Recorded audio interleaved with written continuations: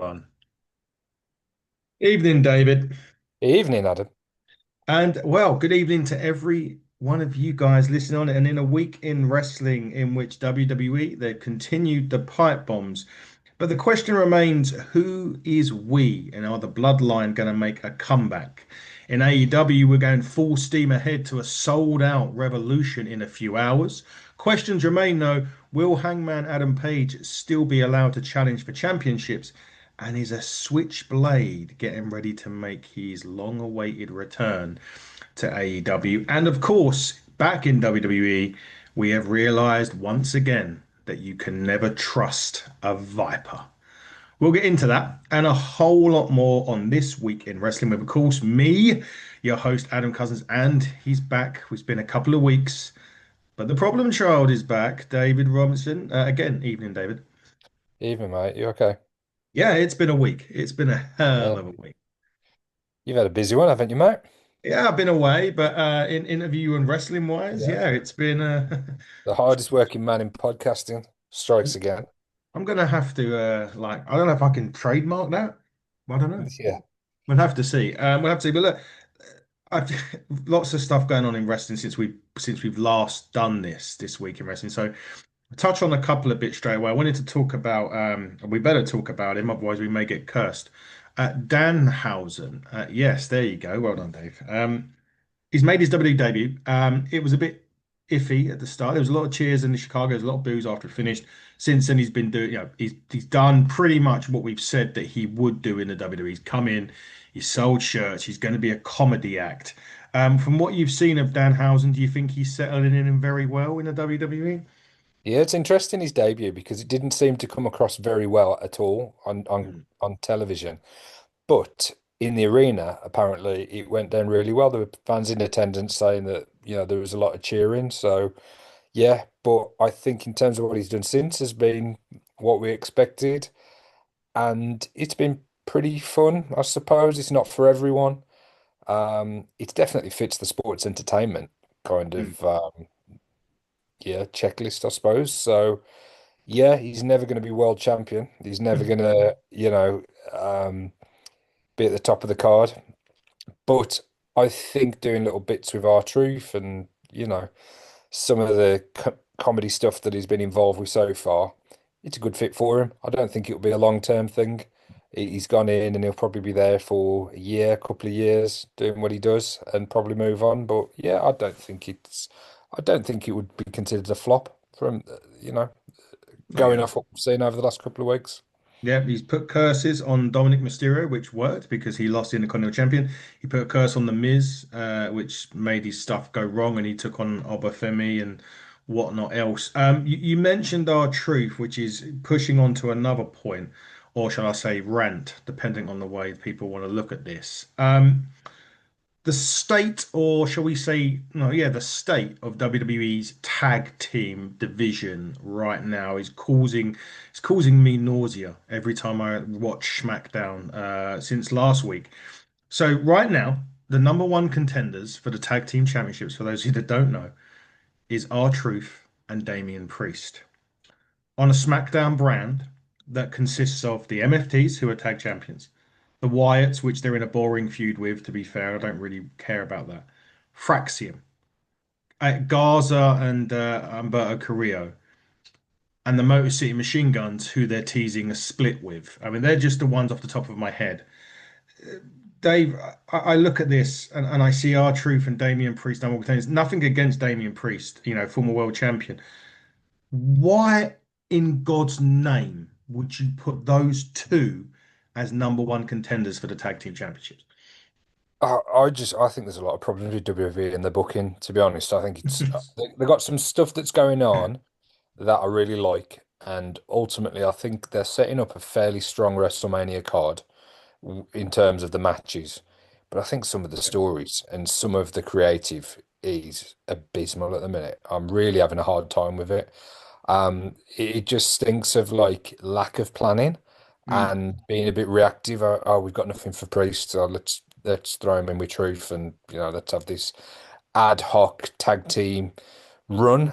And yeah, it just seems a bit of an afterthought. The whole, not just the tag division, to be honest, a lot of the mid card. Um, Again, it seems like they've got their plan for Mania and they've got their big matches. And some of the build, and I'm sure we'll talk about Punk and Roman Hmm. and Orton and Cody. Yeah. I don't really like what's happened with Drew in the mix there, but at the same time, Randy, Cody, WrestleMania, you know, the everything they've got to work with there, I understand it. But yeah, some of the mid card stuff in the tag division, if you had hair, you'd be pulling it out. Well, how do you know I haven't? Uh, you know, uh, yeah, and I am. To be fair, I am pulling my hair out at it. It really annoys me. And who did I speak to this week? I spoke to somebody this week about tag team wrestling, and for life of me, I spoke to so many people this week. I can't remember who I spoke about and who I spoke to about. I mentioned about tag team wrestling. That's going to bug the shit out. Oh, Jake Christ. That's who I spoke to, former TNA Yeah, superstar. Yeah, it annoys the hell out of me. However, some signings from the well, potential two signings from the WWE. I wanted to discuss quickly one from the good old UK. Rain Leverkusen has signed for the WWE. She's in NXT.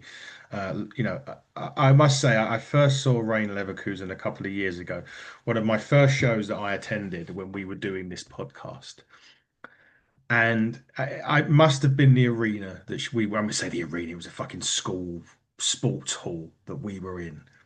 We were in row three, and I could hear her calling the moves that she was doing with her opponent. And yeah, I'm thinking, geez, like obviously it was only one time I've seen her, and obviously she's really really good, but she's got signed. But I just took me back to that school gym or school sports hall, thinking, Jesus, she's going to have to quieten down a bit, yeah. but she's done it, Well, and she's obviously, yeah, she's come a long way in that 3 years as well, I suppose. And big injury as well during that 3 years. Was out for about a year of it.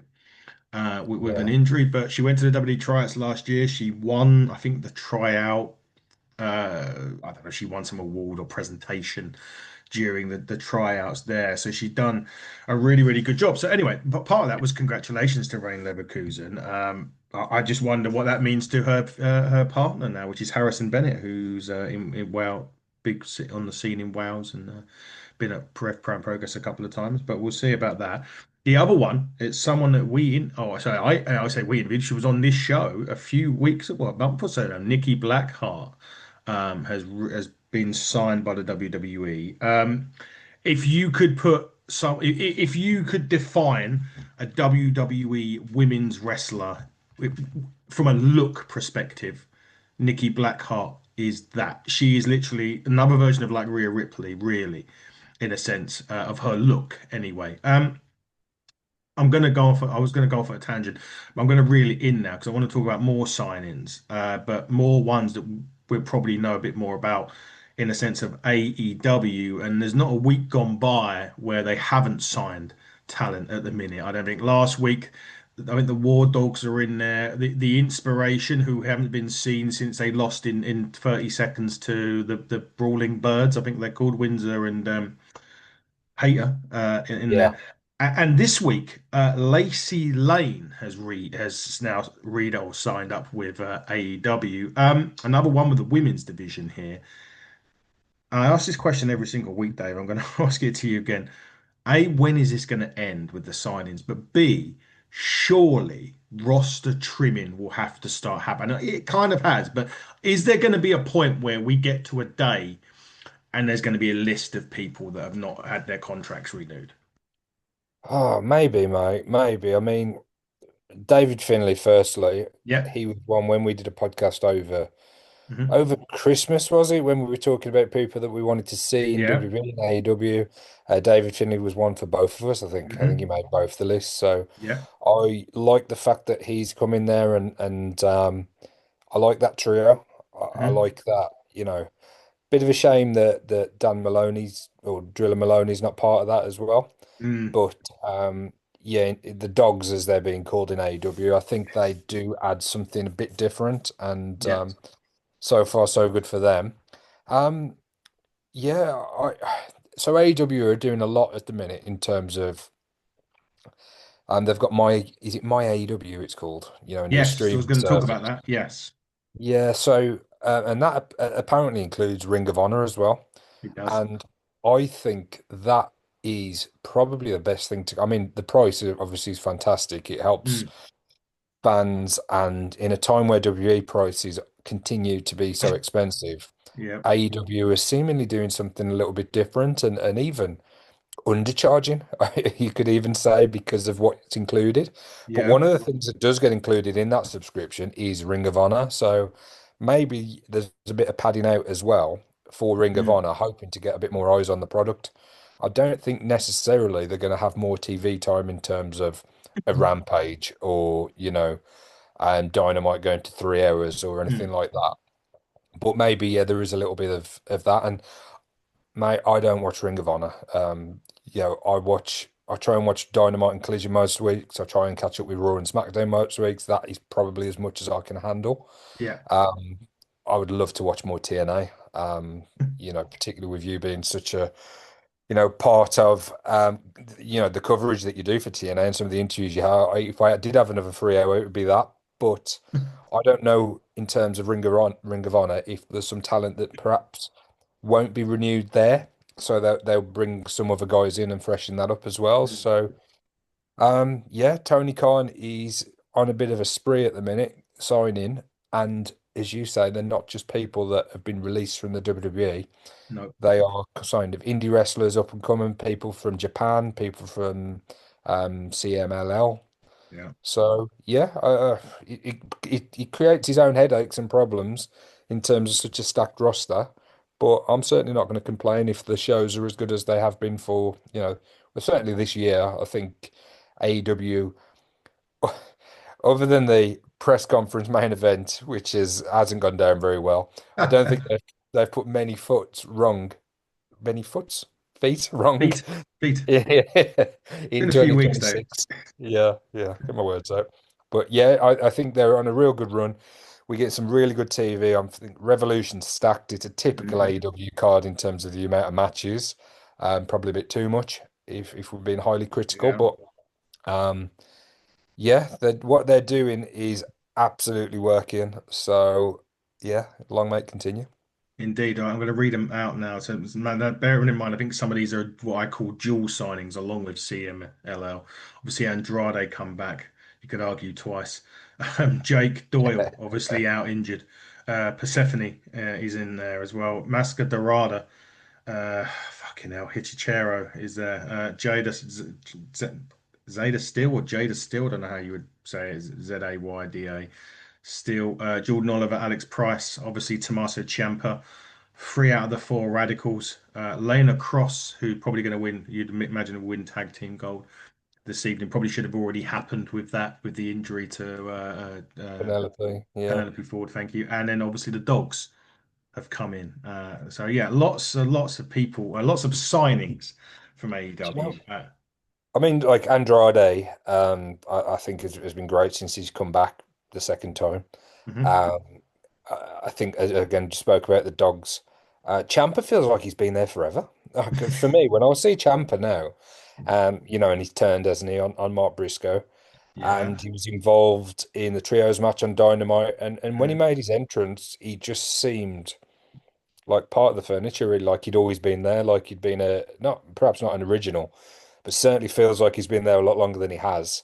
The question remains to be seen whether Mr. Gargano will be jumping over at some point, and ultimately as well. Remind me of his wife's name, Candice LeRae.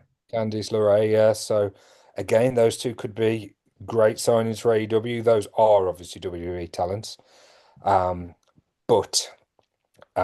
It seems a bit coy on contract status and what's going on. I think he was squashed by Obafemi, was he, on SmackDown last Yeah, week? they've come out and said he's firmly under contract, so to make of that Have what they? you will. But that doesn't mean anything, you know. Yeah, That's but it was he I didn't see. I saw. I read up on it afterwards, but was he crushed? Was he choke slammed or something by Obafemi? Some kind of Obafemi squash done him last matches. week. He's been spending most of his time backstage laying on stuff. That's been his kind of character at the minute, just laying around.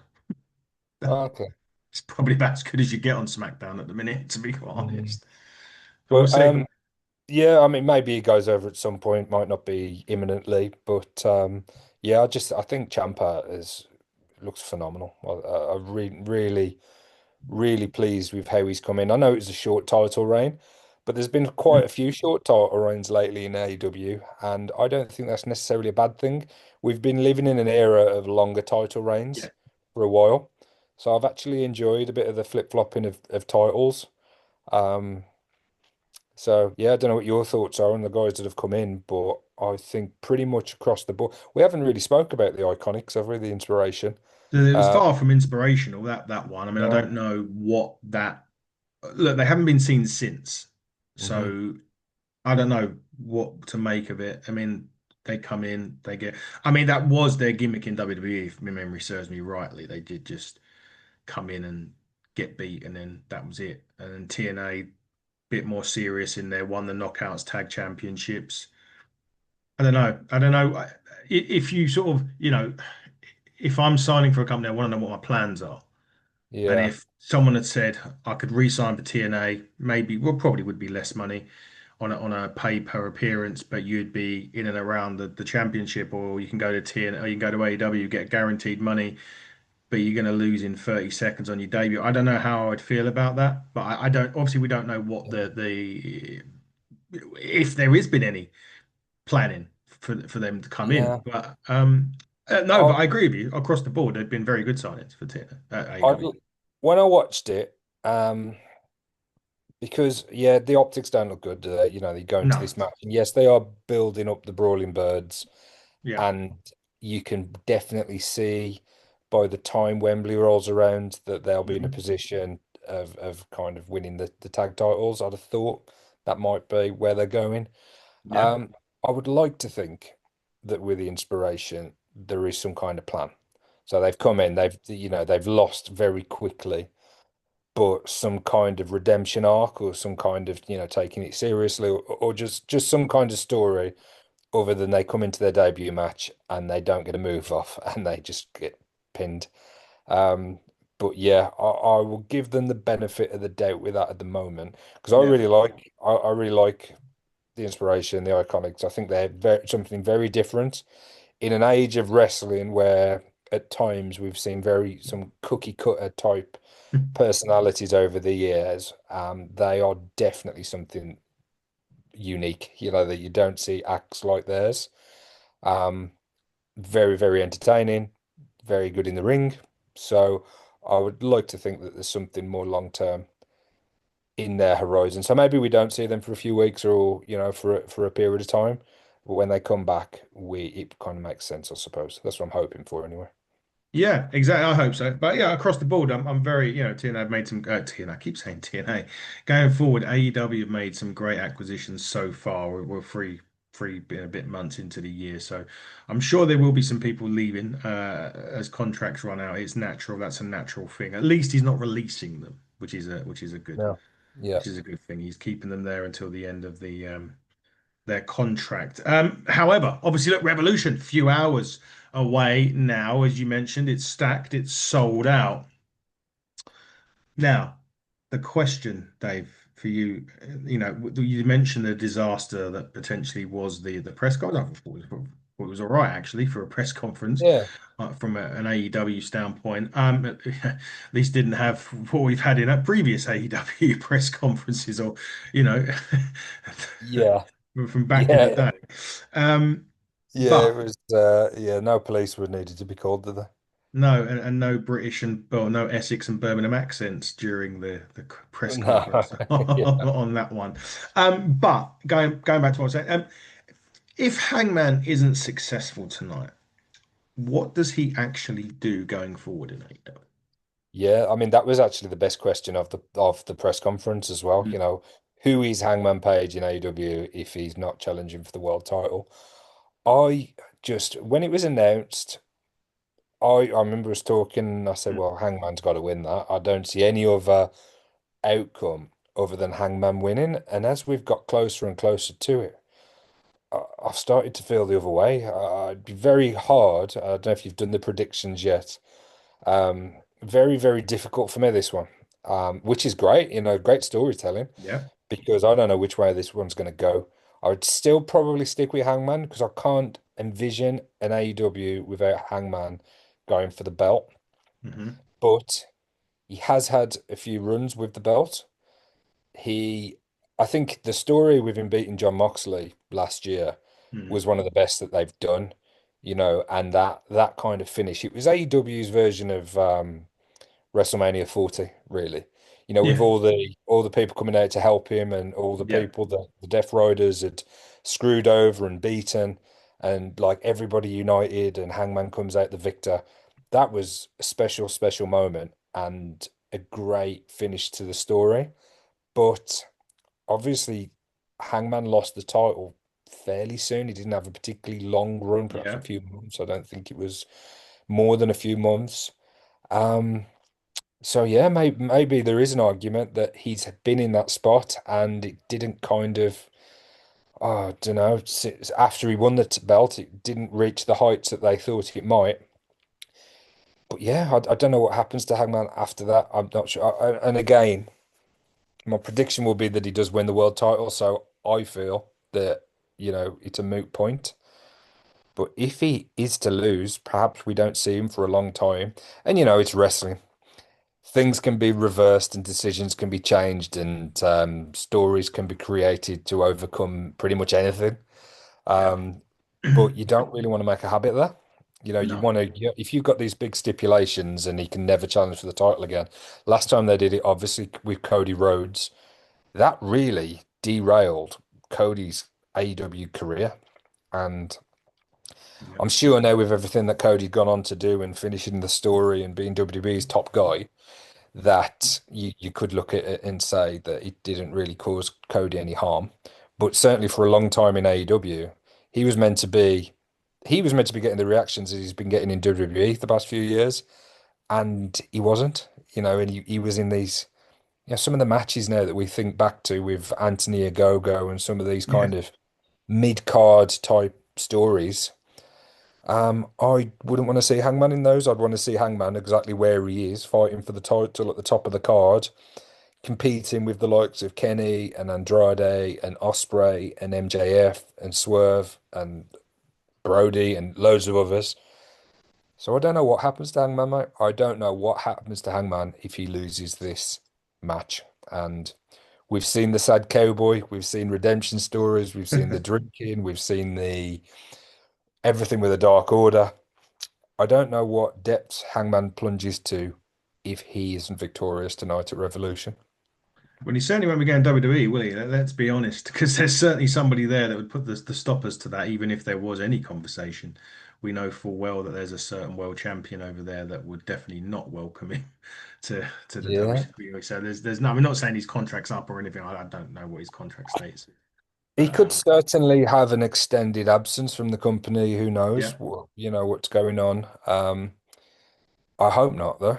I hope not. He's one of AEW's top guys, and there was a discussion on Wrestle Talk that I was listening to this afternoon. I was clearing out some bits in the garage, and I had a few wrestling podcasts on, and they were questioning, how long wrestlers really get on the top on top, before mm, the act starts going a bit stagnant and yeah, stale. And, you talking about Hulk Hogan and others, and how you've kind of they had to um, reinvent themselves with different character arc. Obviously, Hogan, NWO, and everything that the top guys have had to do. And you look back at the Stone Cold and The Rock, and really, those guys are considered all-time greats and legends, which they are.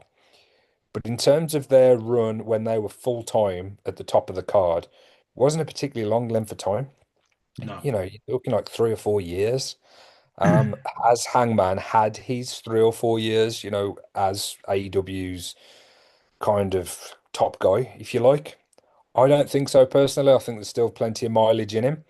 And I think the quality of his matches and the emotional investment that the fans get towards him is still there in abundance.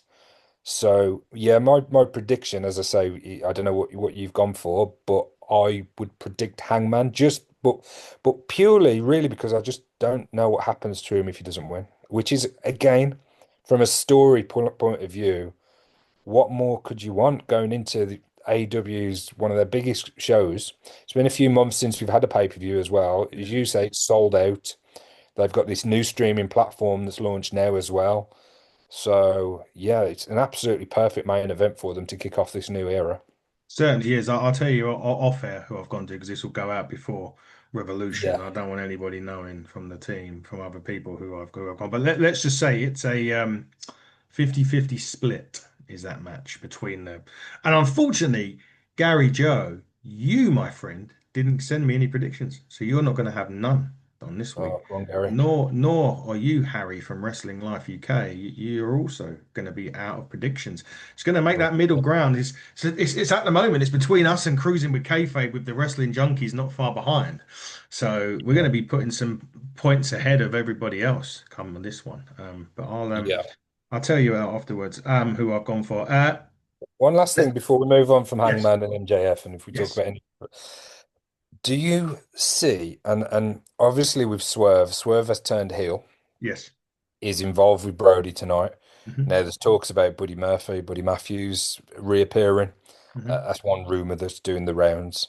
Hmm. So we don't know if that will play into that match. But one thing that Hangman could do, and one thing that could happen, although they were kind of on the same page recently and they were tagging together, Hmm. would it be totally out of the blue or totally would it make sense for Swerve to cost Hangman? Given their history and given everything that's happened, given Swerve's new direction as a heel as well, obviously Hangman set fire to Swerve's Yeah. boyhood home, kayfabe, but maybe that's something.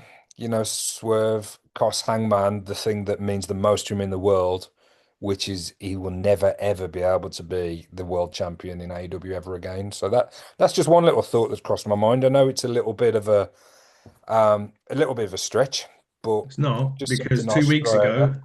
It's not because 2 weeks ago I was on. I don't know if it was on this. I was on a podcast, whether it was this one or I was talking to somebody about that match, and I said it's going to be Swerve's ultimate act of revenge on Hangman Adam Okay. Page. So we're on the same.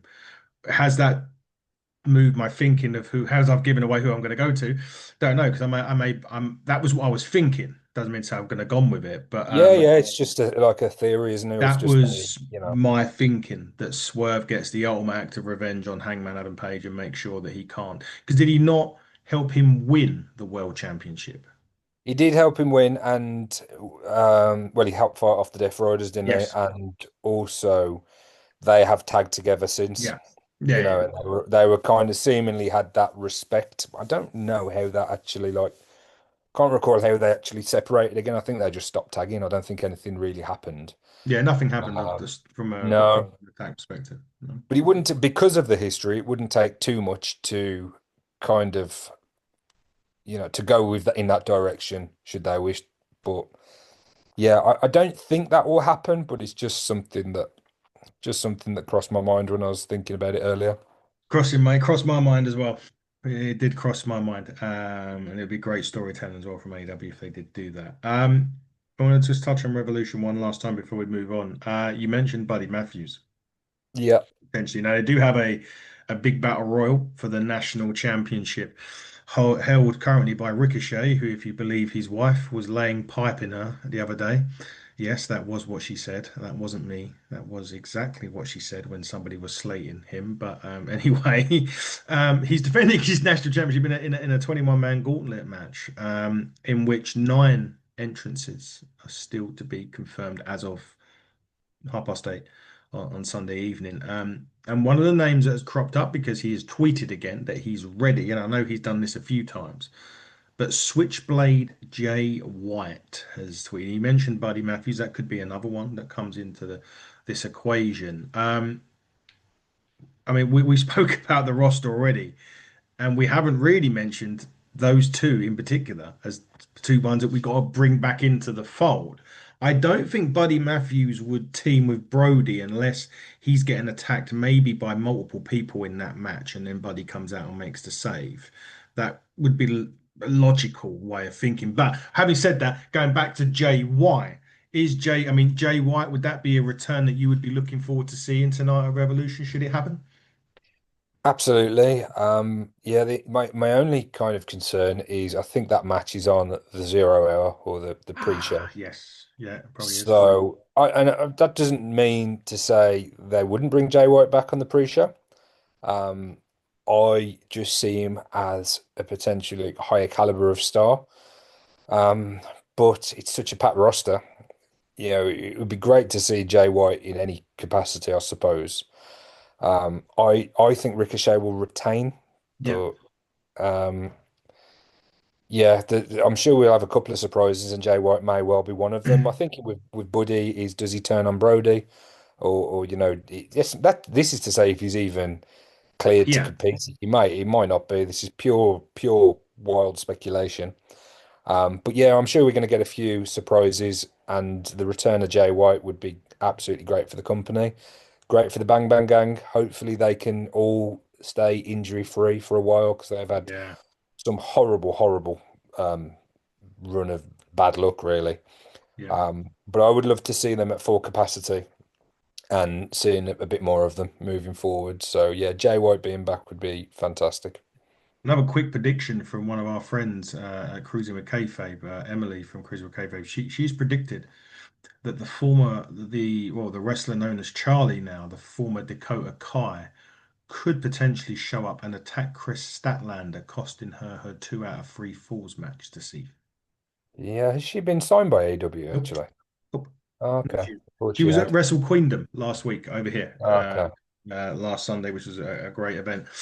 So well done to Mr. Osprey, who I assume, and Dan Reed, who runs that promotion. I'm assuming we won't be long, by the sounds of it, before we hear the music of Will Ospreay. Again, that could be something that happens tonight. Maybe he comes out at the end of the. Yeah, again, I couldn't see him getting involved with the finish of the main event, but yeah, it'd be great for Will to be back. We've seen some vignettes recently, and they're building towards his return. There's so much. I mean, there's too much to really go into detail. We'll be here all night. But the Bandito Andrade match and the Moxley Yes. Takeshita match as well. Some really good singles matches, isn't there? Mm. We got FTR the Bucks as well, which never Yeah. disappoints. I know we've seen it a number of times, but that's sure to be a great match as well. So really stacked card for AEW as they usually do on pay-per-view. There's not really many bad matches. I'm going to try and stay up tonight and watch a bit of it. I think it kicks off at 11 our time, so Oh, I'll really? get. As early as that? I think the 0 hour does, yeah. According to my source, also known as my dad, he said that it kicks off at 11 o'clock. So I'm gonna try and watch a bit of it, but then yeah, the rest of it will have to wait for tomorrow. But Thought you was going to hopefully say I'll dodge Heinz. spoilers. You what, mate? I thought you was going to say when you said your sauce. I thought you was going to say Heinz. Ah, sorry. Yeah, nice. Something like that. But no, Dad Mr. joke. Well, that good old Kevin Robinson, the master of all sauces. He is our David Meltzer. He certainly is. But if it is 11 o'clock, that's not far away. I would watch it myself, but I do have an interview with an Australian to do tomorrow morning, which would kind of bring me. But I'll Early be stuff. watching. I'll be Yeah, watching. I won't be watching it live. I'll watch it after I do the interview with one of the yeah. PWA commentators. But anyway, yeah, congratulations to Will and Dan for a successful Wrestle Queendom last week. Looks like it was a super show, so well done for that. And obviously promoting women's wrestling, which is always nice to see. Right, let's go back. So TNA this week, Steve Macklin reinstated after getting fired from Feast and Fight. Leon Slater, here's an interesting one quickly, David, before we move on to the rest of WWE.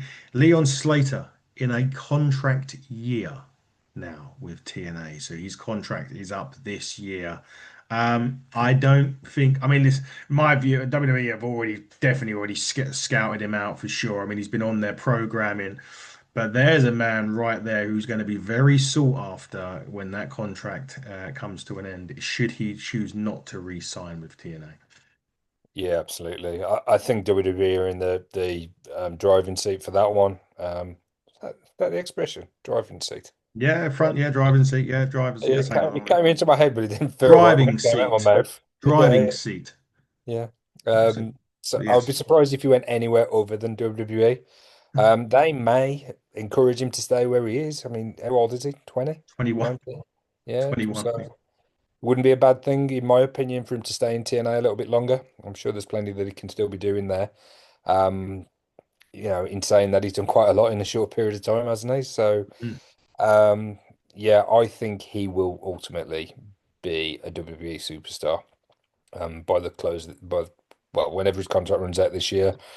Um, yeah, he'll have opportunities wherever he wants to go, though, really. Whether that's in America, whether that's in Japan, whether that's on the Indies, or whether that's staying where he is in TNA.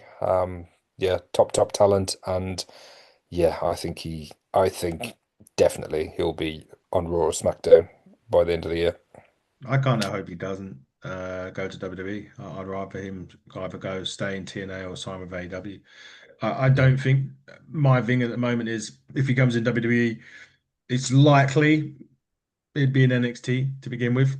yeah, So he'll then probably be someone like he'll probably get a random fucking name given to him like everybody else does. And I don't at the moment. I mean, you look at Will Hobbs. Fuck's he been for 2 months? yeah, yeah. You know, I, apparently he's going to be with Jelly Roll at WrestleMania.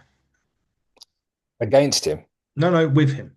Okay, like a tag match, like he Yeah, did with Orton. yeah. Yeah, I mean, it's a hard one, isn't it? Because that kind of money, I'm sure there's a big jump between TNA money and WWE money, and that's going to turn your head. You'd like to think, and we have it with football, don't we? Soccer, to any of our American fans. There's players that go to these big clubs, and it's money, and they sit on the bench for a couple of years, and you just think when they're in the prime of their career, they would want to be out there competing, um, being on the pitch. It's the same with wrestlers, but if they're going to earn that life-altering generational wealth from signing a WWE contract, you totally understand why they do it. But yeah, is he a good fit for WWE? Um, TNA is kind of on the same level, or TNA slightly higher, I would say, than an NXT. So Mm. you could look at NXT as a step down. I know it's WWE's developmental, it's their system. So they would probably see it as a step up. I would see TNA to NXT as a step down, Yeah, although agreed. it may be very temporary. I think he would be a great fit in AEW. Yeah. Absolutely. I mean, there's so many, and he wouldn't be pigeonholed as well to a particular division or belt or anything. I mean, I think we've seen with all the different champions in AEW that if you're talented, you can be in a world title picture, you can be in a international title picture, you can be in a what's the one Okada's got? There's so many belts. Continental, Um, well, Moxie's got the Continental, wasn't he? At the moment, that's probably until tonight. yeah, Has Takeshi got one now? I thought he did he not? Takeshita ain't got one at the minute. Okada's got one, hasn't Oh shit! Yeah, what one's he got? he? The international title. Is that still a thing? Hang on. I think so. Oh God, let me have a look while we're talking. But carry on. You got international, national. I don't know, but yeah, my point is that Leon Slater could go into AEW and he could slot into that promotion and compete for multiple different titles. And, you know, I think it'd be a great fit for him. I think Michael Oku as well. We've seen him in AEW a few Yeah, times. I think these kind of talents just fit into the AEW product seamlessly, to be honest. Selfishly, I'd love to see Leon Slater in AEW, but I think he would probably it'd be more likely that he's going to end up in WWE, given what we've seen over the last, the relationship with TNA and the fact, as you pointed out, he's been on WWE programming. yeah. Okada is international champion and he's trio champion currently. Yeah. In AEW. So yes, he will. And as they say, Takeshita tonight will probably win the Continental off Mox. We'll find out though. The review will be out tomorrow afternoon. I've got a busy day. I'm back at work for the first day, and I've got 3 interviews to do tomorrow. Um, And you're going to try and watch no, Revolution, we'll get Revolution and watched you're going to tomorrow. try and review it. Oh, will be. Yeah, no, there's no try. There is Uh, any do. as you say, if you haven't got time, make time, and if you don't Wasn't that have. Yoda? There is no try. I'm Fuck sure knows. that's I don't. I have children's no word idea. for it. Oh, yeah. All I know is, mate, if you haven't got time, make time. That's the one I know. Yoda said that as well, apparently. Or to dare is to do. There you go. That's a phrase. There you go. To dare is to do. We'll have that one. Um, Back to the aforementioned WWE though. And you mentioned the two main events at WrestleMania, both now picking up speed. The two money matches, I always say, both picking up speed. Now for the last 2 weeks. Punk's dropped it. Well, he dropped a big one on Roman last week by saying he's going to bury him next to his father, which was quite that was probably one of the first top Punk promos that he's done. This week he copped, sorry, a right hand from the Usos on this. But the bigger point about this is Roman kept saying "we" on his promo. And Punk come out on Raw to it and was like, "Who is we? Who is we? Who is we?" I go back to the Elimination Chamber when Punk was getting ready for his match, and there was a shadow right behind him, which looked massively like Paul Heyman. Don't know whether that's true or not, but it just looked like him. Are we gonna see a bloodline reformation here at WrestleMania? I definitely don't think we've seen the end of the bloodline. I think it was just too successful. And Okay.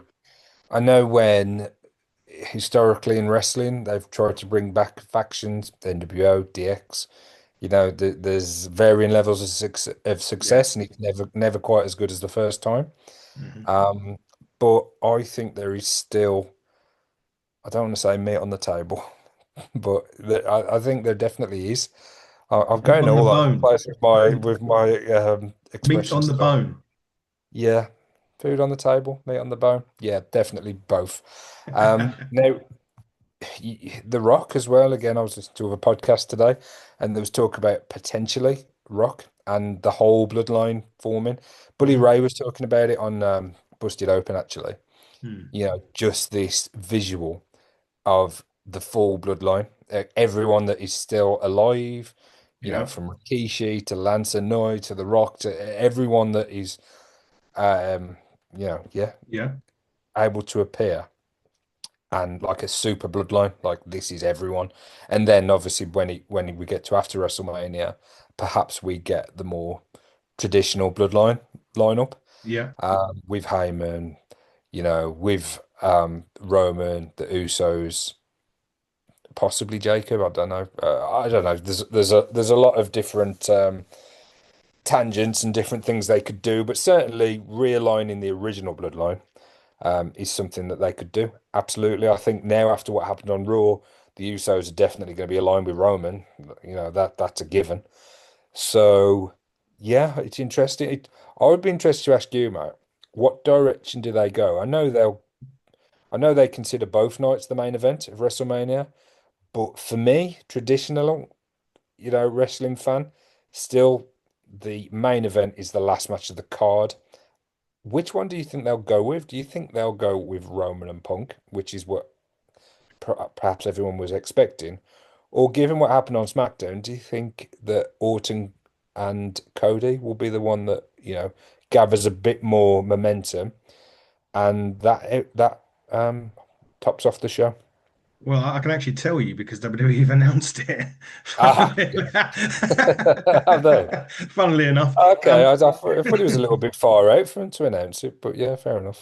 with the way ticket sales are going, mate, it's probably just they've not the main event night one is Randy Cody and night Okay. two. So Punk now, last year he was getting emotional because he main evented a WrestleMania. But now he's really getting the main event of Yeah. WrestleMania, if that makes sense. With night two, that's where they're going with it, which makes me think that there's something happening in that match for it to main event night two. Yeah. Something's going to happen there. We just mentioned the bloodline. That could be the Rock, yeah. But now the quick one on this before we move on to Cody and Orton. Um, they have been in discussions now with Saudi Arabia due to the ongoing conflict in Middle East. WrestleMania next year may not be in Saudi Arabia now. There is talks about what they're going to do. Obviously, they've got some Saudi shows to come up beforehand.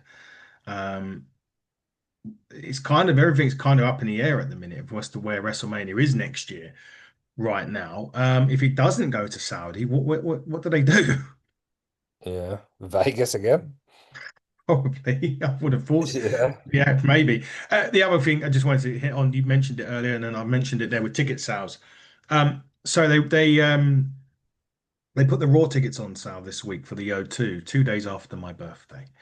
And I was thinking to myself, because I basically get my birthday off of work, and my birthday falls on a Saturday this year, so it's not on a day that I actually work. So I can either have the Friday off and the Monday off. And I was thinking to myself, maybe I'll treat myself to a WWE Raw ticket at the O2 for my birthday. Go down there and watch the show, and then I'll have the Monday off, so I don't have to worry about working. And I had a look at the O2 for ticket pricing, and to sit right at the top of the O2, so this is a nosebleed seat. Uh, Before event fees and service fees, they wanted £169. Hmm. So I took the Friday off instead. Yeah. Yeah. I mean, unless you get a media pass, Oh, which, well, yeah, there may be.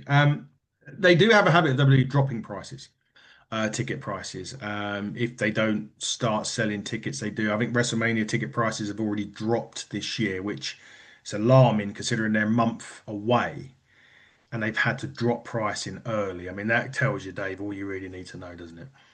yeah, I mean, again, comparing what I mentioned earlier about AEW's perhaps strategy in terms of under pricing things, that at Wembley they were charging £27.50 for a seat for their cheapest seat. So Mhm.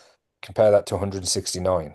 That is a stark difference. And yeah, we said it a long time ago that Mm. the product was hot and they could get away with it. But looking at those WrestleMania ticket sales, it is now biting them on the arse. And Yeah. the product isn't as hot as it was, although, as I Right. say, there's some good stuff going on and there's going to be some good matches at WrestleMania. But yeah, the product isn't the hot product that it was when they upped those prices. And as much as I want all the wrestling companies to do well and succeed, from my opinion of TKO, kind of like, "Well, you deserve it." I haven't really got any sympathy.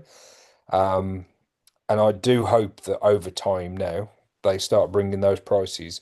They're always going to be more expensive than Of any other course. wrestling show out there. You Mm. get that. You get the overheads, the costs, the production. Yeah, you're happy to pay in some respect. You expect to pay a certain price for a ticket, but you hope to get value for money. When you are spending £200 or the best part of £200, and you're seated as far back as you can be, it's really difficult to feel like you're getting value for money. So I would like to think that, given what's happened with WrestleMania, that we'll start to see those ticket prices coming down next year.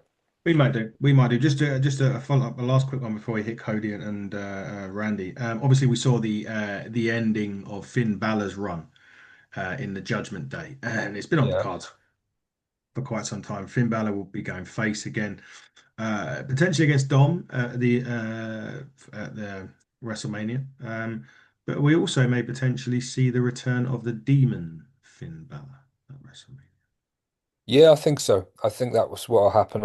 Because obviously Penta has taken the belt, At the moment, yeah, Intercontinental title, yeah, yeah. I don't think that Intercontinental title will be reintroduced to the Finn and Dom no, situation. I think that, and I don't see. I think if Dom loses to the Demon at WrestleMania, I don't think he loses any credibility. no. I think if he loses to Finn Balor, then that would be worse for Dom. Mhm. And we haven't seen the Demon character for such a while. It Yeah, would certainly create like a WrestleMania moment. So yeah, I can see Finn coming out as the Demon and getting the win over Dom at WrestleMania. I think that makes a lot of sense. I think it'd be a good match. I think yeah, Dom has been great, but again, they wouldn't want the Demon to become the Intercontinental Champion, which no, might explain putting it on Penta. That creates another match for WrestleMania, hopefully for Penta. yeah. Um, what direction they go with him, I don't know in terms of challenges, but yeah, that's what I Yeah. would like to see. Getting his brother out of catering would help. Yeah, I mean, Penta against Phoenix at WrestleMania would be amazing, but they need to start that build Well, he's on the soon. wrong show for a start. But I mean, Yeah, maybe they do some kind of tournament or something across brand, gotta do but something. Gotta yeah, do it. It's I baffling think to me. we're probably fantasy booking in terms of that. I mean, it'd be great, they have that match at WrestleMania, and then that could lead on to them reforming the Lucha Bros, and you know, Oh, not with but their tag team division the way it's in, but they do need to they bring need them to, yeah, together yeah. in there. That's without a doubt. I mean, But again, it's just like so little thought seems to be going into it. It just seems like okay, frustration. we need to get this on the card, or we need to do something with them. They've got their marquee matches, but I know we talked over the years we talked about the Attitude Era a lot, but every everyone had something to do, and every Mm, segment in the show meant something, and there was yeah, development, and there was something interesting happening. Now it's like they know they're going to get a great segment with Punk and Reigns, yeah. so the rest of the show is just kind of filler in itself, and it just doesn't track. Um, you're watching it, and I've had times where I've watching it, I'm like, this is just rubbish. I don't want to watch this. But then I'll No. see the Punk Reigns segment or anything involving that feud, and I'll be like, well, this is compelling. This is good. I'm invested in this. Mm. But I want to feel that. I don't just want to feel that for 10, 15 minutes. I want to feel that for most of the show if possible. Yeah, Jake Cargill, Rhea Ripley should be decent enough. I think Yeah. that'd be interesting to see how that goes on. Yeah. Dom Mysterio, by the way, a really nasty head cut on Triple R this week. He took an unprotected chair shot to the head and felt it. He had a big Yeah. gash across his head, but shouldn't affect him in terms of WrestleMania. Anyway, right, the main point, and you mentioned it. We've spoken about it a little bit. Cody Randy. Never trust a viper, Cody. So what I found actually really good, and what I think WWE done really well here is that it was about 10 years or so ago, maybe longer actually, that Randy Orton absolutely annihilated Cody Rhodes on an episode of SmackDown leading into a pay-per-view, and they never aired it due to the brutality as to what Randy Orton done to Cody at the time. This was at the time he kicked him out of Legacy and whatnot. He done it again this week. In it again, I think he had made him threw him into the title. He low blowed him.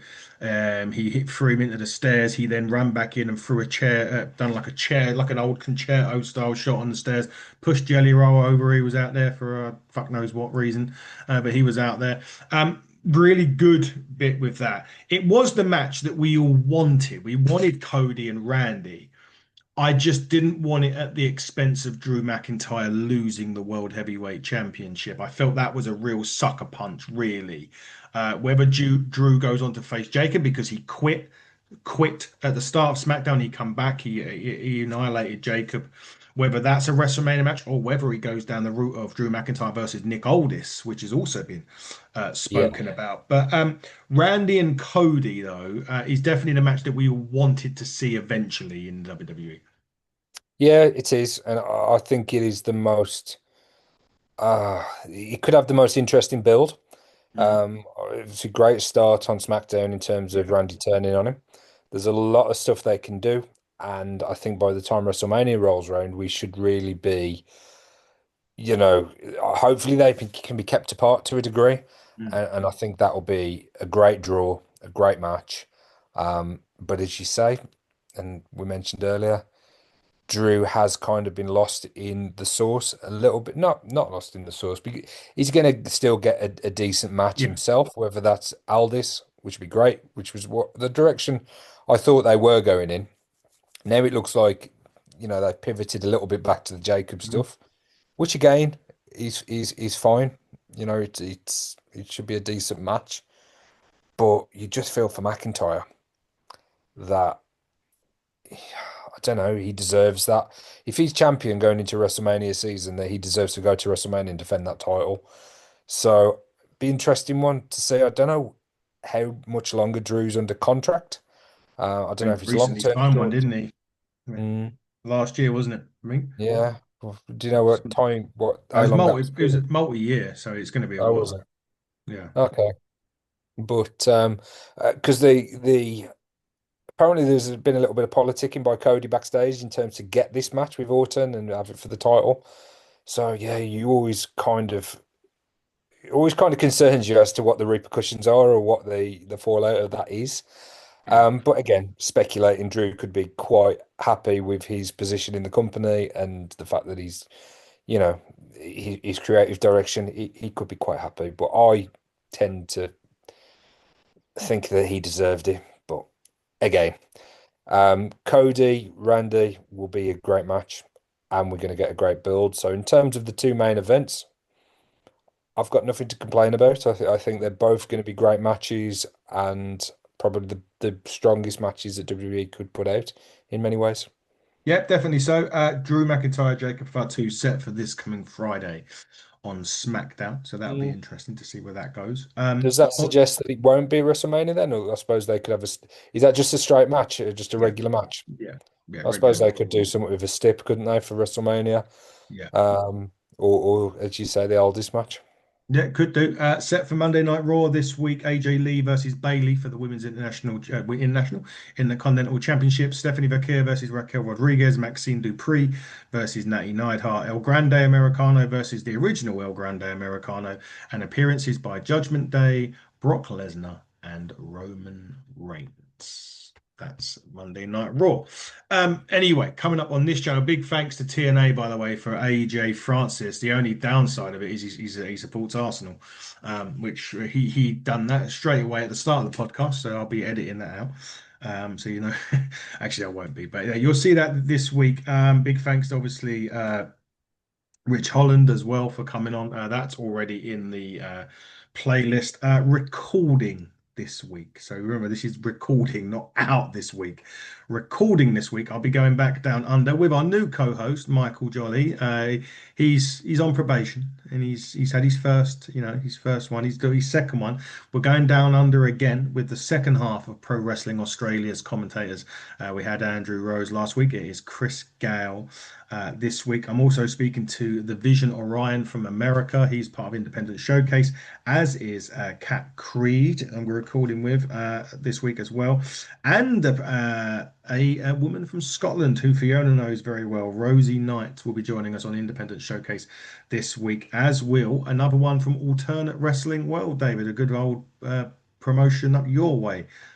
Screwball will Okay. be coming on the show this week as well. That on top of all other review shows, the usual stuff that you'll be seeing from us this week as well. The interviews that are dropping this week, just bear with me. AJ Francis, of course, I can't tell you when that is yet because I haven't set it up yet, but it will be out this coming week, as will two other shows. Uh, we're going to have Victor Rotten, who was another one from Alternate Wrestling, and Sign Guy Dudley will be on here talking all things ECW. The week later, we'll have Jake Christ. And coming up on the show, something, David, I know you do so well at, which I had our good friend Justin from the I Love Wrestling podcast on. We done a top 10 and we done our top 10 WrestleManias, which will be airing nearer and closer to WrestleMania. And his top 10 list was actually quite, it's quite interesting how we're both like, Justin's like 26, I'm 42, and it was quite interesting to see where we positioned WrestleManias. So you'll find that out on April the 5th. Had he watched them all? Whether he's what I mean, he's watched them. I mean, I put WrestleMania 3 on a 1 on that list, and I've never watched WrestleMania 1. But it was just I had to put it on there for an importance factor. The fact that if WrestleMania 1 didn't happen, we wouldn't be here with WrestleMania 42 this year. So I think the Yeah. ones he's put, I don't know. Oh, he may have done because he does a lot of review shows where he re-watches Mm. old stuff. So he may well have watched them. He certainly watched the majority of I'll them. check that one out, Matt. We'll have a April the good 5th, by the way, discussion. for everyone that wants to know that's coming up. April 5th. But look, we're going to wrap up this week of wrestling now because Revolution starts, as Dave mentioned, in an hour and 58 minutes time at time of recording. So we're going to head off and get ready for Revolution. Dave, it's always a pleasure talking to you. We'll do this again next week. Everybody else, follow us, HTT Buckle, everywhere. And of course, it'll be unsurprising to say we'll see you tomorrow for the start of the next week. Until then, everybody, buckle down, stay safe, and good night.